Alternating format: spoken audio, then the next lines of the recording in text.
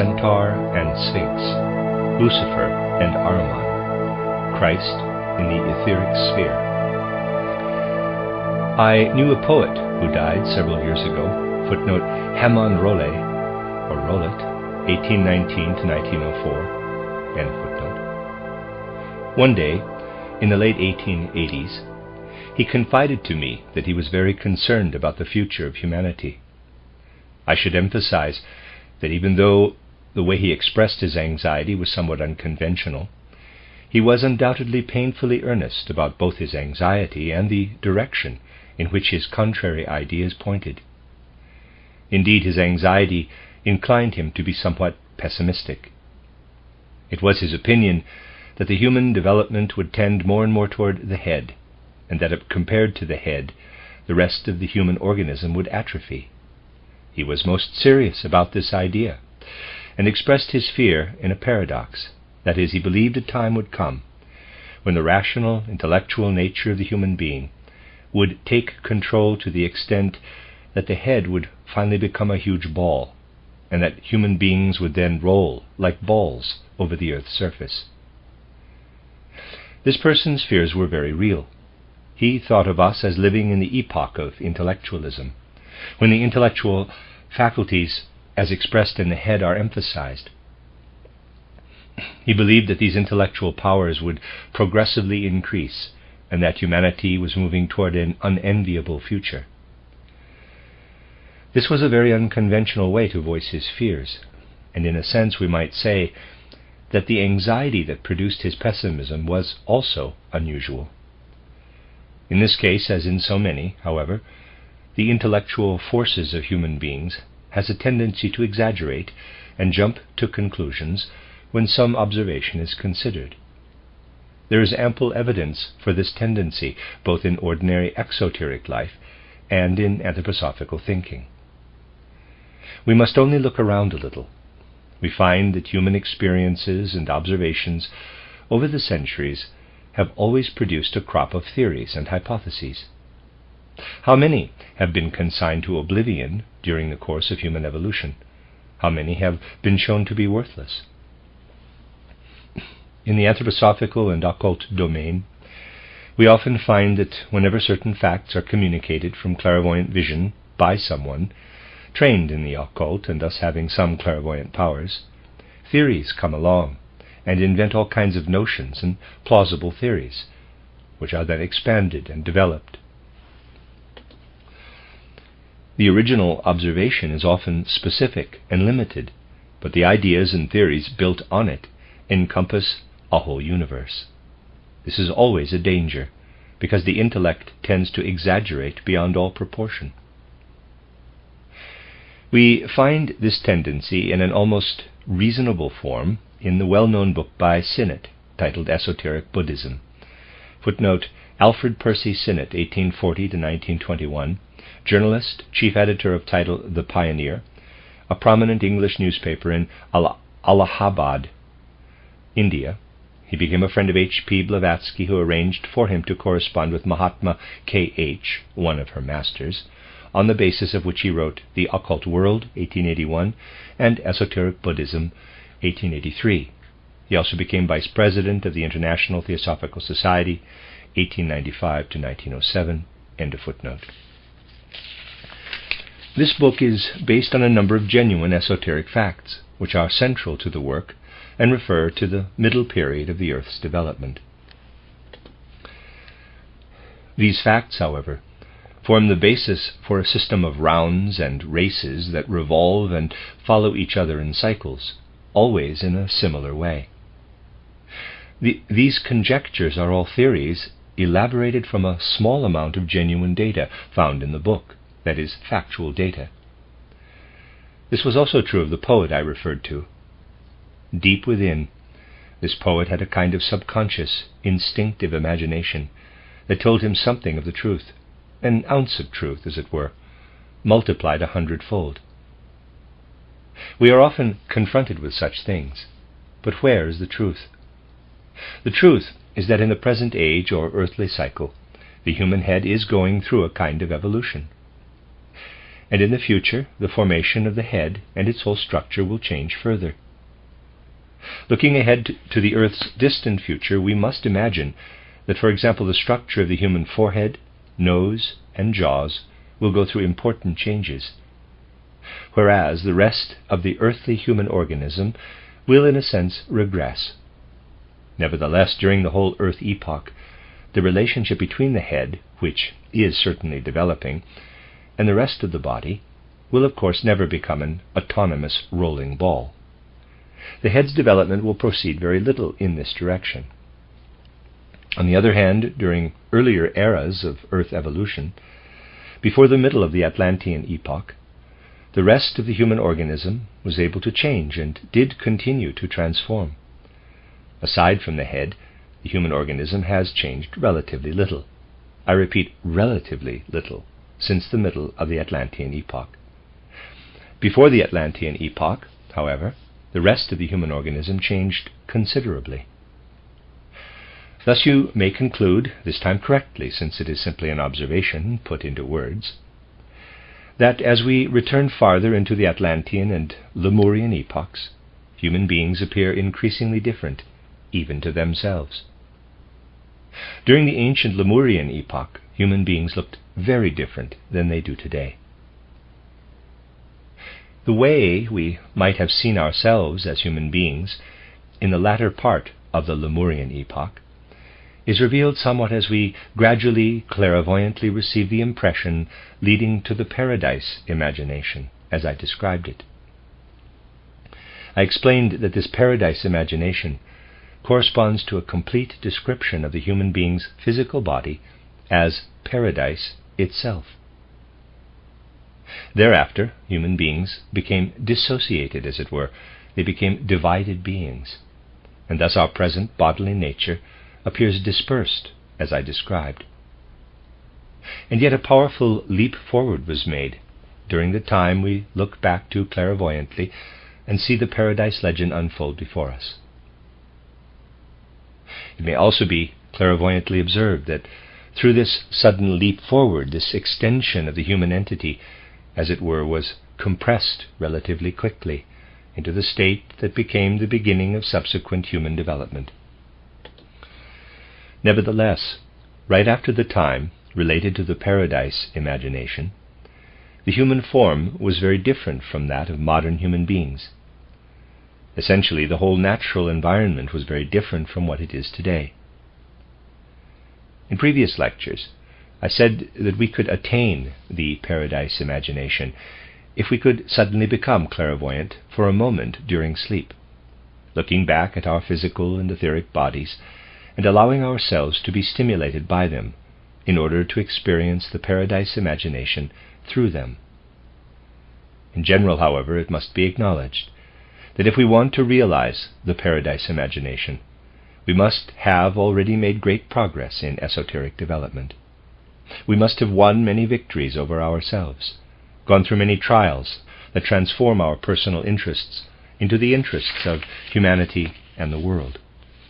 Then, when we go from deepest to a less deep sleep, and there are degrees of sleep, and in this higher sleep become clairvoyant, what manifested later in Earth's development is revealed to us. That is, the human condition during the Lemurian epoch after the great leap forward. In this way, it is possible to see this primordial period of the Earth by separating the eye and astral body from the physical and etheric bodies and looking back at them. In other words, nature's expedient, sleep, comes to our aid, because we are outside of the physical body during the night. And we may use this expedient and regulate our training so that, as though awakening from sleep without re-entering the physical body, awakening in another state of consciousness, we are thus able to see the physical body. From this you can see that the vision just related provides the only real possibility of knowing the human form during the primeval past. A time will come in the far distant future when we will become aware of how extraordinary those people were in the 19th and 20th centuries, people who believed that through scientific research and the study of the surrounding animal kingdom, they could discover the nature of human ancestry. A true development of human knowledge shows that we may actually come to understand human origin on earth and our original form only through clairvoyant observation. We will gain insight into what human beings were like during the Lemurian epoch, for example, only through clairvoyance, or retrospective vision, stimulated by the impressions that come from our own physical and etheric bodies. When this is accepted, it will eventually be seen and confirmed that the human form never had any relationship to the animal forms that surround human beings in the 19th and 20th centuries. The clairvoyant consciousness described reveals that the human form as it existed during the Lemurian epoch differed from all modern animal forms. And even the terms we have used, bull, lion, and so on, are used only for comparison. Footnote: see Rudolf Steiner's 1911 lecture cycle titled Wonders of the World, Ordeals of the Soul, Revelations of the Spirit, especially Lecture 9, where he expands on the subject of human evolution in relation to the bull, eagle, lion, and human being, all represented in the enigmatic image of the Sphinx. End of footnote. Future humanity will realize the absurdity of how people of the 19th and 20th centuries traced their origin back to simian ancestry. During the Lemurian epoch, apes did not exist in their later earthly form, but evolved at a much later period from decadent and degenerate human forms. Retrospective clairvoyant vision finds that no trace of animals similar to today's apes existed until around the middle of the Atlantean epoch.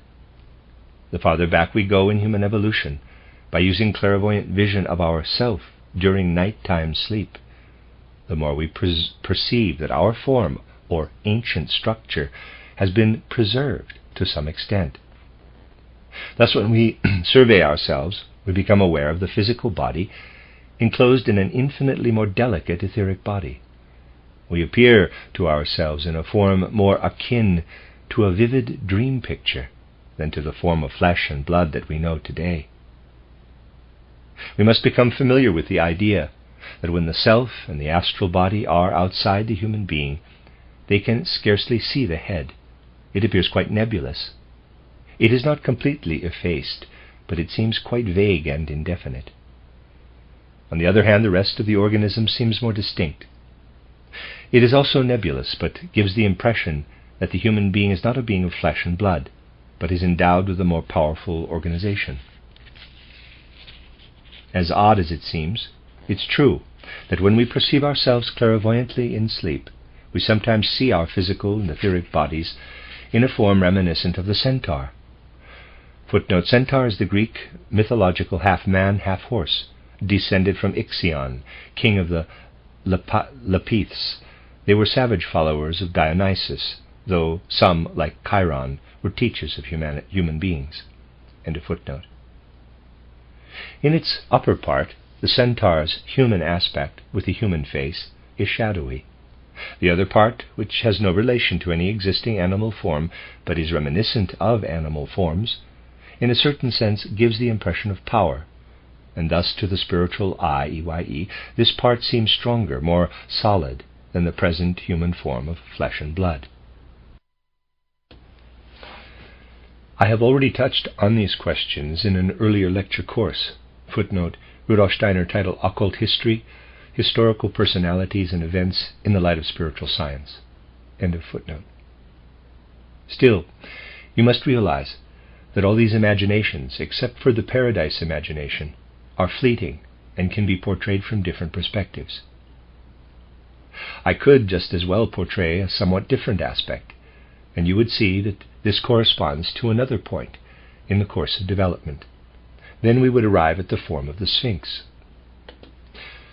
Footnote: elsewhere Steiner says, quote, "If you recall the all-embracing significance of the figure of the Sphinx, intended to represent the great riddle of human evolution, then you actually have what a clairvoyant culture which was aware inwardly of the truth about humanity, placed before this humanity. The features that stand out separately in the Sphinx are interwoven inwardly in human nature. For clairvoyant sight, the human form has a very strange appearance. If one allows such a Sphinx, made up of a lion form and a bull form, together with the wings of a bird, to work upon the clairvoyant vision, and if one completes it by adding the human phantom or human archetype that underlies it, if one weaves these elements together, the human form, as we have it today, comes into being before us. Thus, clairvoyant consciousness cannot view a Sphinx, which initially doesn't resemble a human being at all, without saying, "You are myself," close quote. And that is from title Wonders of the World, Ordeals of the Soul, Revelations of the Spirit. End of footnote. The successive stages in human development are shown from various viewpoints and aspects. Mythological images, or so-called mythological symbols, are far more accurate and truthful than the fantastic intellectual theories of modern scholarship. Thus, during the night, the human figure assumes a very characteristic form. And another thing now becomes clear. When we clairvoyantly view the lower part of the centaur, resembling an animal being, what we discover makes a definite impression on us. I said yesterday that such impressions, or inner experiences, are really the vital, essential element.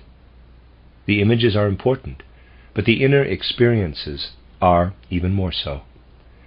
We receive a certain impression, and later we realize that what urges us during the day toward purely personal interests, what implants strictly personal interests in the soul, originates from what is viewed during the night as the animal aspect of our form. During the day we are unaware of this, but it lives as forces that flow together in us, dragging us down and tempting us to give in to personal interests. As we develop this impression farther, we come to recognize who Lucifer really is in relation to our evolution. As we clairvoyantly look farther back to the time corresponding to the paradise imagination, the structure that only later recalls our animal nature becomes more beautiful. Furthermore, when we go back to the paradise epoch, when the animal nature of the human being appears as if detached from the human being, as if multiplied into bull, lion, and eagle, we may say that these mythological forms, designated by these ancient names, are also in a sense symbols of beauty for us. The forms become more and more beautiful. And if we go back even farther, to the time I spoke of yesterday, when I described the impression of the sacrifice, we come to the epoch when Lucifer's true form appears to us in sublime beauty, the form that Lucifer wanted to preserve during the evolution from the old moon to Earth. You know from the account in my title Outline of Esoteric Science that the astral body was given to the human being during old moon, and that we carry in our astral body something that played an important role during the old moon. We described it as I-being, as egoism. This I-being had to be implanted in human beings during old moon. Thus, since we received our astral body on the old moon, the I has its seat in the astral body. And so, having preserved the moon nature, Lucifer brought I-being to earth as the inner soul character of beauty. Lucifer is thus the spirit of beauty, on the one hand, and on the other the spirit of selfhood. And what we may call Lucifer's error is simply that he brought something to the earth that, if I may use the expression, was appropriate on the old moon. That is, the power to permeate the self with I-being. In this way, human beings have the possibility, as has often been said, of becoming in themselves, in their inner being, self-contained, free beings, which they nearly could have become if Lucifer had not transplanted selfhood from old moon to earth. Through inner experience, we come to know Lucifer as the night spirit. And the fact that we inwardly experience the company of Lucifer during the night, we owe to that transformation, which our eye and astral body go through in occult development. If one takes a superficial view, this idea may be distasteful at first. But if one reflects more deeply, it may be soon realized that it makes more sense to recognize Lucifer, better to know when we are in Lucifer's presence than to believe he is not present. Lucifer's forces are active and unseen within us, and they are active in us during the day. The worst is not the presence of Lucifer, since we gradually come to recognize this spirit as the bearer of freedom. The worst is that we do not recognize Lucifer.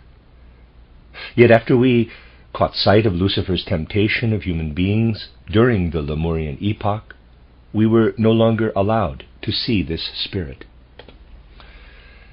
This original temptation, however, was followed by innumerable lesser temptations. And so the divine spiritual being assigned to human progress had to cast a veil over our nocturnal vision. This meant losing everything that human beings would have otherwise seen during sleep. Sleep cloaks in darkness the world that human beings live in between falling asleep and the moment of awakening. But as soon as the veil is lifted, we would certainly find Lucifer at our side. If we were strong enough, this would be harmless. But since in terms of earthly development we were initially not strong enough, a veil had to be drawn over the time spent in sleep at night. Since the original temptation that resulted in the possibility of human freedom, the other temptations that arise from the direct vision of Lucifer between falling asleep and awakening cannot affect human beings. Now there is another aspect. We cannot see Lucifer during the day unless we see his companion Ahriman during the day. Read that again. Now there is another aspect. We cannot see Lucifer during the night unless we see his companion Ahriman during the day. When we reach that point in the esoteric development of the eye and the astral body, then our waking consciousness, which allows us to perceive external objects, is no longer that of an ordinary human being. We realize that we now approach things differently than we used to do before developing the eye and the astral body. We come to view certain impressions that we accepted in an abstract way before as the activities of Ahrimanic beings. We learn to recognize this desire, not as desire arising from within, which is Luciferic, but as desire from without, desire stimulated in the human being from outside, and attracting us to surrounding objects and beings in such a way that we follow this attraction from personal motives. In other words, everything from outside that tempts us to indulgence we may recognize as the sign of Ahriman. We learn to recognize Ahriman's signature as everything external that inspires fear in us. The polarities are enjoyment and fear. Around us are the so-called material world and the so-called spiritual world. Both worlds appear to waking consciousness as Maya, or illusion. The sense world appears as Maya because people do not realize that Ahriman lurks and excites desires in the soul whenever external objects and entities stimulate the pleasures of the senses. The permeation of all matter with spirit, which materialists deny, causes fear. And when the materialists perceive that fear is welling up from within, from the astral domain, they deaden themselves by inventing materialistic theories. The words of the poet are profoundly true. Quote, "Simple folk never notice the devil or Ahriman, even when he has them by the throat." Close quote. Footnote, Mephistopheles' words in Part 1 of Goethe's Faust. End of footnote. Why do materialists get together? To conjure the devil. This is literally true, but people are unaware of it. Today, whenever materialistic monists meet to proclaim their neatly packaged theories that only matter exists, Ahriman has them by the throat. There is no better opportunity for studying the devil today than by attending the materialist or monist gatherings. Thus, when human beings develop the astral body and I to a certain level, Ahriman is with them every step of the way. When we begin to see Ahriman, we are able to protect ourselves, since we become aware that Ahriman lurks behind allurements of sensual pleasure and emotions of fear. Again, because of humanity's immaturity, Ahriman had to remain hidden. That is, a veil was drawn over the nature of this being. This was done somewhat differently than with Lucifer. In the case of Ahriman, for human beings, the outer world was plunged in Maya. They were deluded into believing that instead of Ahriman lurking everywhere, only matter existed. Whenever human beings dream of matter, in reality, Ahriman is there. The atomic theory of physics is grossly misleading. Material atoms are simply the forces of Ahriman. Humanity as a whole is developing and evolving, and this evolution is such that in the future, human beings will continue to develop intellectual powers. Consequently, the human head will assume a different external form. In a sense, this development toward intellectualism first began at the birth of modern natural science in approximately the 16th century. If emphasis is increasingly placed on intellectual development, it will have a profound influence on the human eye and astral body.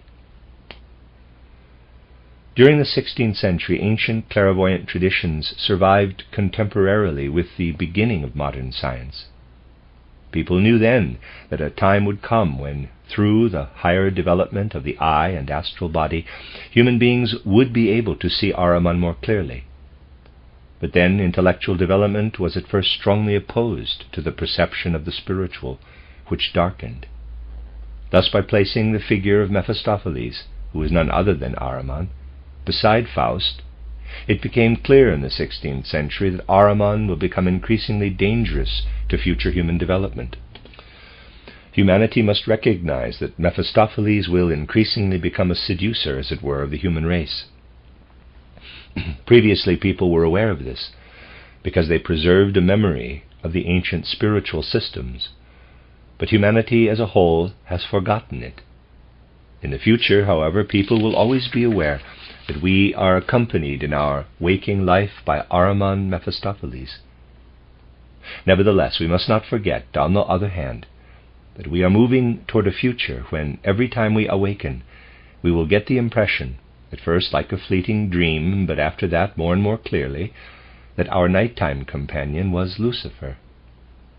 We can therefore see that through the occult development of the eye and astral body, we may anticipate what will happen to humanity in the future.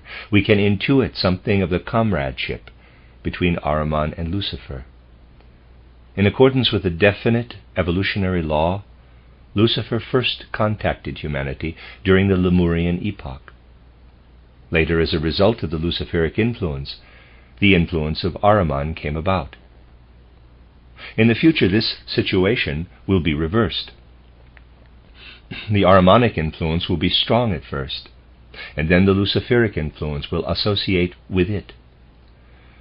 The Ahrimanic influence will act primarily during the waking state, and the Luciferic mainly during sleep, or in conscious states related to sleep, since clairvoyant states of consciousness will develop more and more in the human soul. Thus, in the beginning, human beings needed protection against Ahriman, because he was destined to enter our outer sense life while we are awake. Such protections were given throughout human evolution, many centuries before the corresponding danger became apparent. Today, however, humanity as a whole is not yet fully conscious of Ahriman Mephistopheles. Even though the protective impulse manifested at the beginning of our era with Christ's physical incarnation into the course of earthly development. Christ's incarnation in the physical body was a precautionary measure to ensure the protection of human beings, through receiving the Christ impulse, against the necessary influence that would come from Ahriman Mephistopheles. When the Luciferic influence appears later, an influence connected to another consciousness, human beings will be armed against it, thanks to Christ's presence in the Etheric. We have often spoken of this future manifestation of Christ in his etheric body, and we have said that it is drawing near. Just as Christ once appeared in the physical body, and his impulse spread far and wide after that time, so from the 20th century on, Christ will be seen in an etheric form, first by a few and then by an ever-increasing number. Thus we can see how human development progresses because of a kind of equilibrium, or a balancing of the two impulses. The story of the temptation, that is Christ's rejection of Lucifer and Ahriman, as described in various ways by the evangelists. I have spoken of this before. Footnote, see the Rudolf Steiner lecture cycles titled The Gospel of St. Matthew and the Fifth Gospel, end of footnote. Indicates that through the Christ impulse, or mystery of Golgotha, human beings will be able to find the right path of development in the future. Within a part of the true development of the human eye and astral body, when transformed, we can receive the impression of the parts played by Ahriman, Lucifer, and Christ in human evolution. Indeed, right development of the eye and astral body will lead to this knowledge of the three impulses that determine human evolution. In order to develop properly, we must overcome the egoism of the astral body in favor of the general interests of humanity and the cosmos. If we bring personal interest and aspirations into areas of clairvoyant observation, where only human and universal interests should claim our attention, it acts like poison. We do not come to the truth in that way, but become the victim of false imaginations that are simply the reflections of our personal interest and aspirations. A clairvoyant person, for example, who is still identified with personal interests and aspirations, sometimes reacts as follows. I received a letter recently in which someone expressed the wish to communicate something I should know. This person said that Christ had been reincarnated in a physical body and that his address was somewhere in West London. Also that Mary had been reincarnated in a physical body, and her address was that of his niece in such and such a street. Paul, too, had been reincarnated and was his brother-in-law, and his address was also given. Thus those mentioned in the New Testament had all reincarnated among this individual's relatives, and their various addresses were given. I can show the letter to anyone who is interested. It is a document as strange as it may seem, and it shows the effects of introducing personal interests into the higher spheres, where only human and universal interests should prevail. We must clearly understand that when someone makes a mistake in matters of abstract intellectual knowledge, such an error is basically something quite easily controlled, something that can be cleared up relatively quickly, although human knowledge does have the terrible tendency indicated in the last lecture, footnote, that is excessive self-concern, which leads to the failure to pass the guardian of the threshold, end of footnote. Everyone is completely free in relation to these impulses in human knowledge, because as expressed in daily waking life, they are diluted.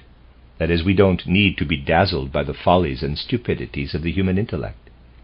And those who, nevertheless, allow themselves to be blinded by these absurdities may be cured in a fairly short time. On the other hand, let's suppose clairvoyant observation leads to false imaginations, such as I described. These false imaginations infect the soul to the extent that they stifle healthy common sense and intelligence. In this way, they do far greater harm than merely intellectual absurdities. The correct approach is to try to permeate everything acquired in the area of esotericism with common sense guidelines. If imaginations are simply communicated without the attempt to explain them, as we have tried to do in these lectures, and indeed some occultists do communicate false imaginations without explaining them, then we suppress precisely the critical faculty in others that should quickly reject false imaginations. Whereas those who commit intellectual absurdities invite criticism, it is possible that people who spread false imaginations rob those who believe them of the power to critically examine them. That is, they are blinded to the need for rejecting such imaginations. Thus we see that as soon as knowledge steps over the limits fixed in the natural course of development, as soon as human beings rise to clairvoyant knowledge, it is absolutely necessary that their development be directed to human and universal interests. This has always been known in true esotericism. And to assert otherwise, that a healthy entry into the spiritual worlds or a sound development of the eye and astral body may be possible without extending human interests to selflessly encompass the cosmos and humanity, to argue the opposite of what has been stated here, could spring only from a frivolous attitude toward esotericism. We must therefore not lose sight of the importance of these things when speaking of the transformations that occur in the eye and astral body in higher spiritual development.